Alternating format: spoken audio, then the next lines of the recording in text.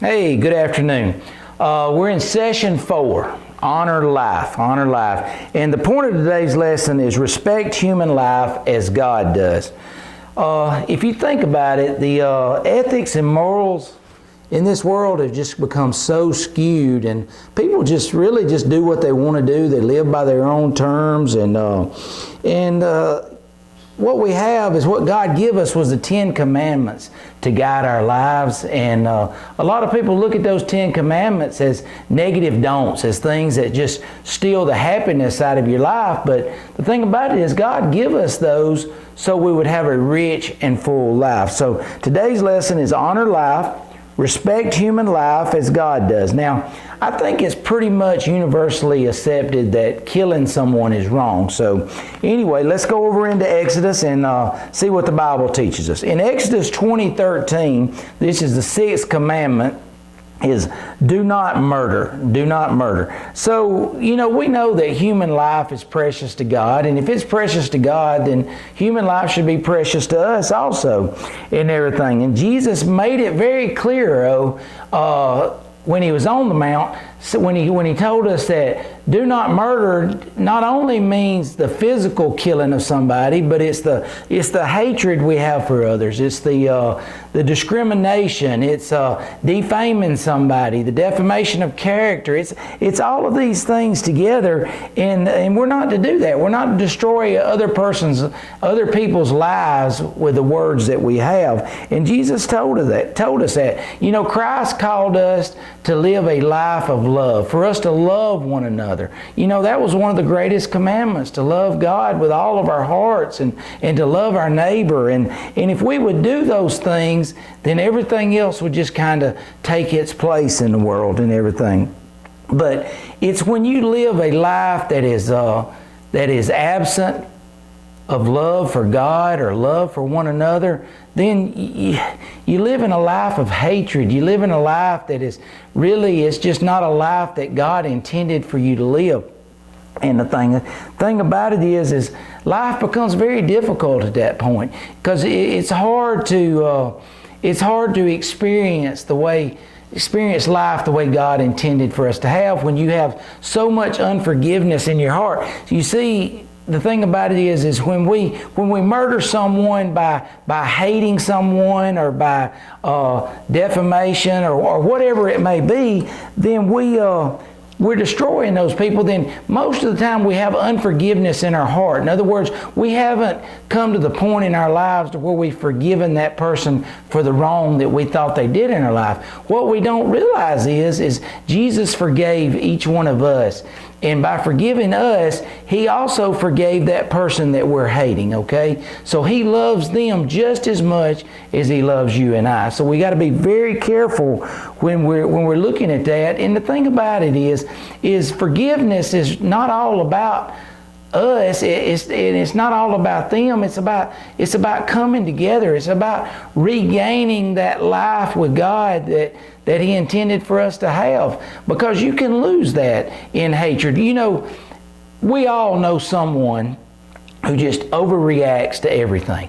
They just, it doesn't matter what happens in their life. Just the smallest things they overreact to, and they just become so furious, and they become so mad because so and so did this or whatever happens. And see, that's not what God wants us to have. That bitterness just rots their soul. It just eats at their inner being, and they're just unhappy, and they go through life just more bitter and more bitter and more bitter, and they're just frustrated, and they overreact to everything, and they're just unpleasant to be around. They love no one but themselves. And you see, God knew that as human beings, we couldn't be like that. So He put this 6th commandment in there, do not murder, which means do not hate others, do not spread gossip about others, do not physically kill no one, which, we understand that one. When you go to do not murder, that's the first thing we go to. Well, I've not physically killed anyone. I've not took another's life. But really, you got to really dig deep to see, have you done any of that?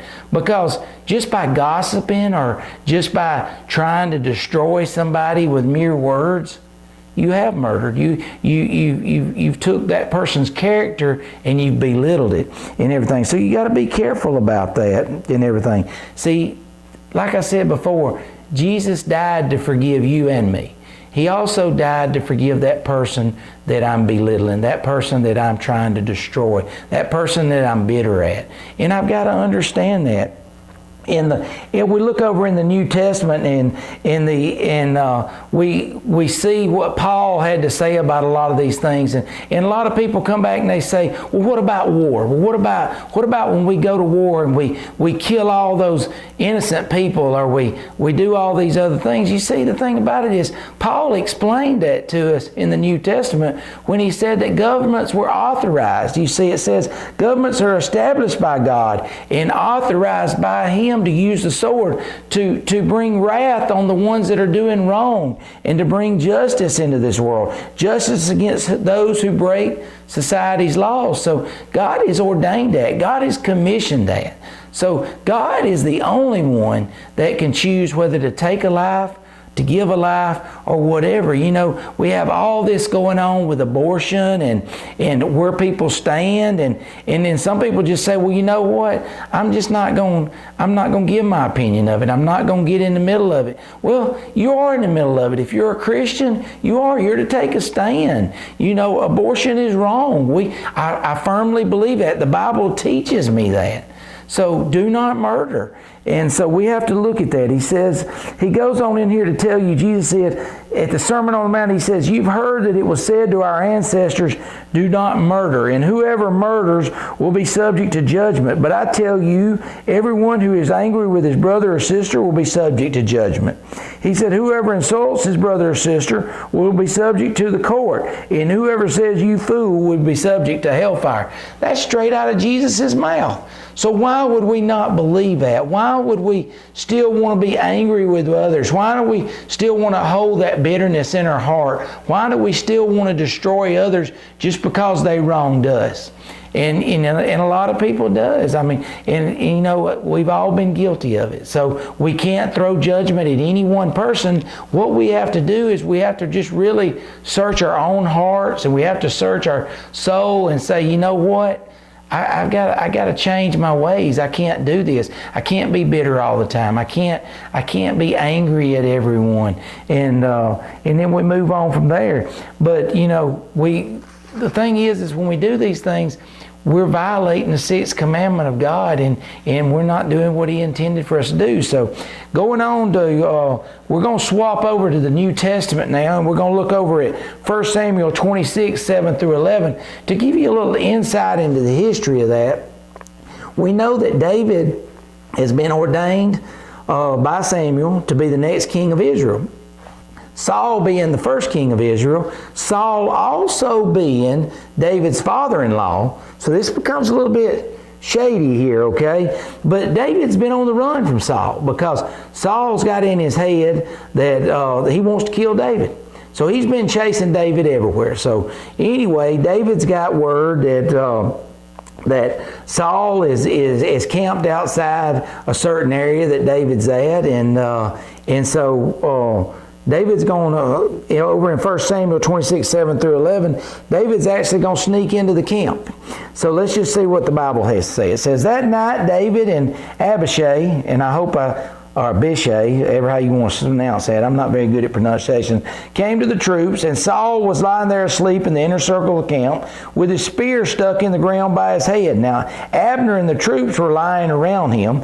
Then Abishai said to David, today God has delivered your enemy to you. Let me thrust the spear through him into the ground just once.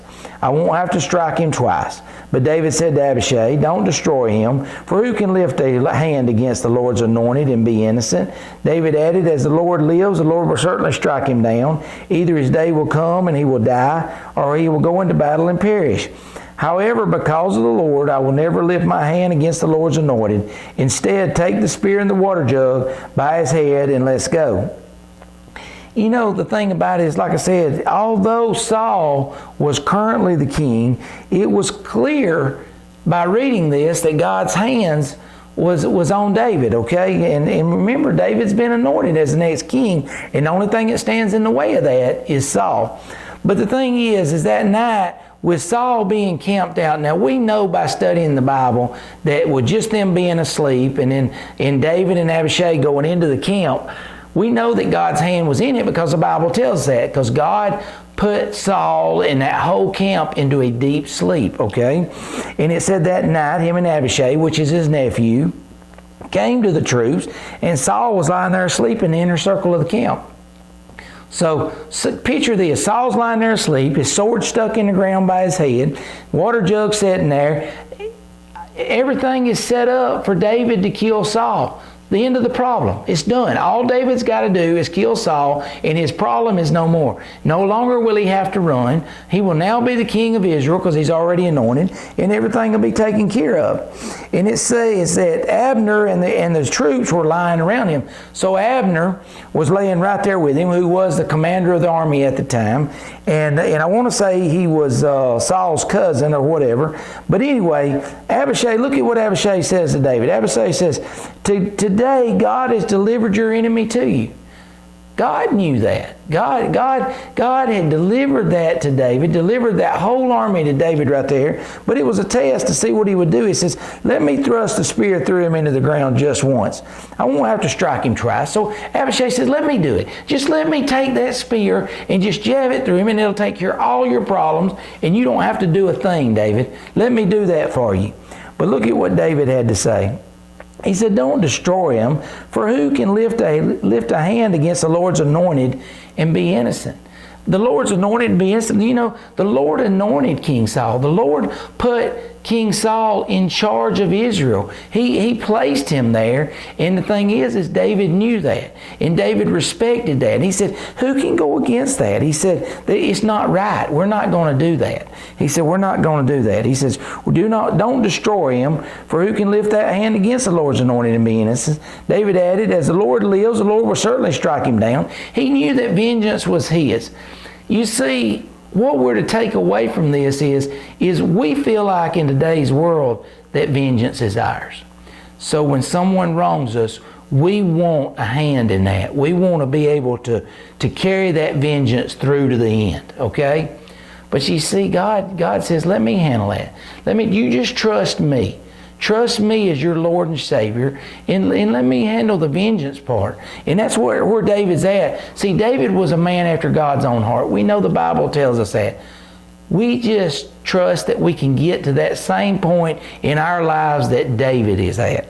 And he says, I'm not going to lift a hand against the one that God has anointed. He says, and the Lord will take care of it. He says either his day will come and he will die, or he will go into the battle and perish. He says God will take care. If God wants me to be in that position, and God has anointed me and ordained me to be the next king of Israel, which he has through Samuel, then I'll be it. And there's nothing King Saul can do about it. He can chase me around all he wants, no matter how long he does, but the Lord is with me. Now, we take that into today's world with us. And if we would have the mentality that David has, how far could we go? As a Christian, as one who has trusted Jesus Christ as my Lord and Savior, as one who proclaims to be a follower of Jesus, how much do I trust Him? Do I trust that vengeance is truly His? Do I trust that He will right the wrongs in my life? Do I trust He will do that? I've got to. I must do that. The Bible calls me to do that. And until I do that, then I'm not going to have that full life that God is intended for me to have. Because I always want to get back at somebody. I always want to avenge somebody. And I always want to murder somebody through my words or whatever. I mean, there's times that I've wanted to kill some people. But, I knew it was wrong. But the thing about it is you want to kill somebody, and you're so mad at them that you don't physically kill them, you kill them with your words. And that's what we're talking about. And here, in this instant, David has an opportunity to physically kill Saul, and he knew it was wrong. And he says, no, I'm not going to do it. I'm not going to do it today. He says, however, because of the Lord, I will never lift my hand. Because of the Lord. Because of the Lord. Those are key words in this. Because of the Lord. We should use because of the Lord before we do anything. Because of the Lord, I'm not going to speak against my enemy. Because of the Lord, I'm not going to retaliate. Because of the Lord, I'm not going to have vengeance on them. Because you know what? I trust that God's got that. God knows my heart. God knows that I'm angry about it. God knows that I'm wronged. And He knows when He knows when you've been wronged. And we just got to trust that He'll handle that. And He says, because of the Lord, I will never lift my hand against the Lord's anointed. I will never lift my hand against a person that God has put in charge. You know, we have to, in the political world with our president and all the others, you know, the thing is you got all these people that speaking bad things about both sides of our presidential candidates. And that's wrong. That's wrong. God has placed who He's placed in charge. Bottom line, that's it. Good or bad. Good or bad, God placed our President of the United States where He's at, okay? God will place the next president. No matter what we do, it's God's will in our lives. We got to get to the point in our lives that we trust that it's God's will, no matter what situation we're in. But the thing is people get so bitter and they get so worked up on who's going to be the next president or who's going to lead this country that, you know, some of them even said that they would leave this country if a certain presidential candidate become the next president or whatever. I mean, those are things that hurt themselves.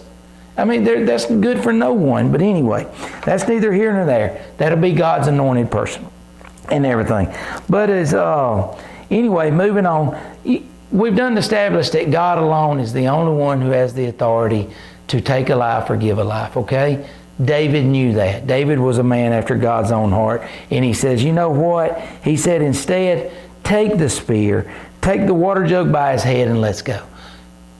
What does that remind you of? If you look back earlier, what did he do when Saul went into the cave? He didn't kill him then. He's already had an opportunity to kill him and he didn't take it. He just cut off a piece of his cloak or whatever. And he says, just to let him know that I could do it. I could have done it. God handed you over to me, Saul. God handed you to me.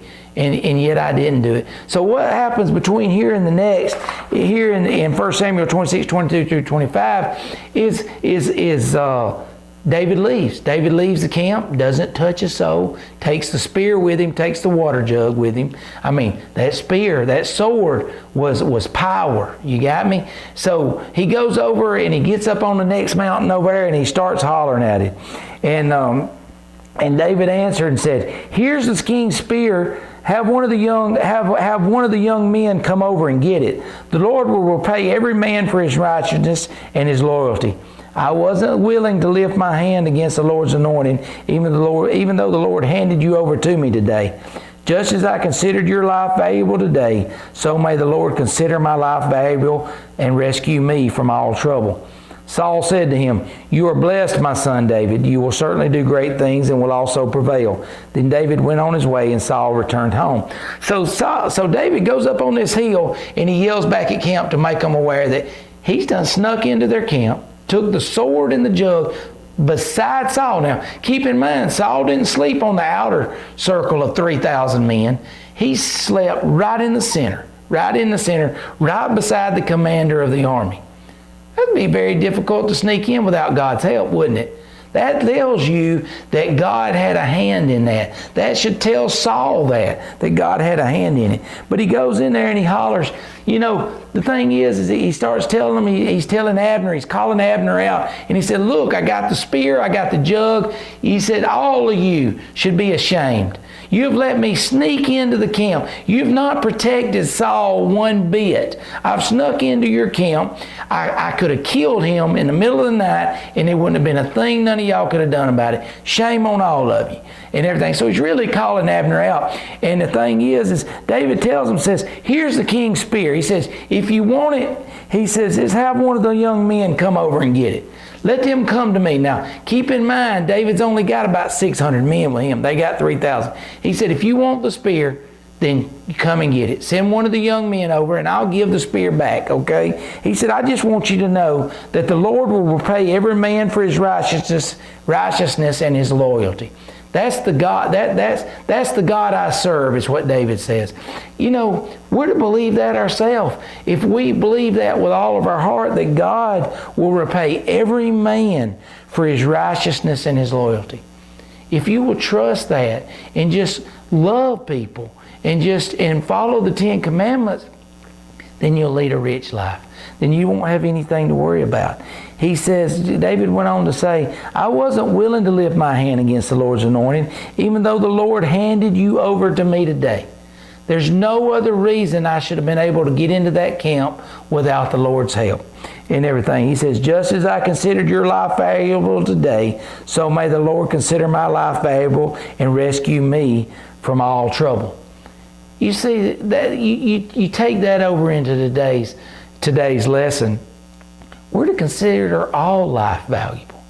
I mean, you consider your life valuable, don't you? I consider my life valuable. I consider my family's life valuable. Then that's someone that you're murdering. That's someone that you are speaking about. They're valuable. They're valuable to God. They're valuable to other people. And we're to consider those lives precious and valuable and everything. And he says, just as I considered your life valuable today, Saul, just as I considered your life valuable, God considers my life valuable. And the thing about it is, what David is doing here, he is, without really poking at the bear too much, he's telling Saul, he says, you're guilty. You're guilty. I want you to think about this, Saul. You've been chasing me around all over this area trying to kill me. And God considers my life valuable just as I considered your life valuable. And so it gives Saul something to think about. And he says, God will rescue me from all trouble. Don't worry about it. If it's God's will for me to be in that position, it's going to happen.